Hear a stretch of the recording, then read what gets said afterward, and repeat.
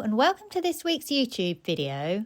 Do you struggle with black objects, specifically black animal fur? In this week's video, I will show you the secret to painting black that makes the colours look alive. I will be using this recent commission painting I did of Oscar to show you how I tackled the dark values in his fur. Let's get into the video and I will talk about what I am doing as I go along. If you use a pure black out of a tube, it will flatten your subject. For paintings to look real and the subject matter convincing, you will need both warm and cool temperatures. Black is a cool temperature, white is a cool temperature.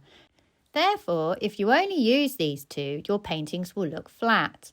Very often also the values in the highlights are painted too light, as they generally sit around the mid-tone range. Therefore, if your painting is looking off, you probably have either a temperature issue or a value issue or both. So how can you fix this? Let's deal with the values first. When you attempt your highlights, you can do the following. First, turn your reference photo into black and white and if possible, print it onto paper. This is because backlit images on screen deceive your eyes into thinking your highlights are lighter than they are. This should help you see the range of values. If you are still struggling, hold a white card up to your printed reference photo, which will help you see the values you are dealing with. If it still looks off, place your painting and reference photos side by side and squint at them together. This will help you see your incorrect values. This last method works best when your painting and reference photos are the same size. Now you have dealt with your values, let's deal with temperature. I will use the colour wheel to help explain this. Red is our warmest colour and blue is our coolest. As the colours move away from red in both directions towards blue, they get cooler. An ivory black would sit about here. It is not as cool as blue, but has a blue leaning. Everything is relative to what is next to it. So if I am using yellow, I would say this is a warm colour, but if I place it next to an orange, it's cooler.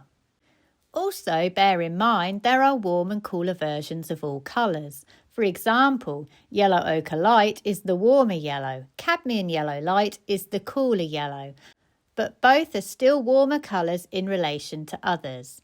Red is the same. Cadmium red is our warmer red, alizarin crimson our cooler red, but both are warm colours. For our blues, ultramarine is a warmer blue, cerulean blue is a cooler blue, but both are still cool colours.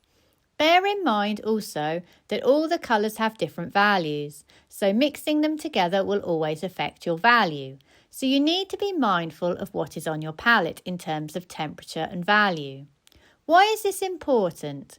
In order to make Oscar look convincing, we need both warm and cool temperatures. Therefore, I am going to mix colourful blacks so I can shift my temperatures across his coat. Let's have a look at my palette.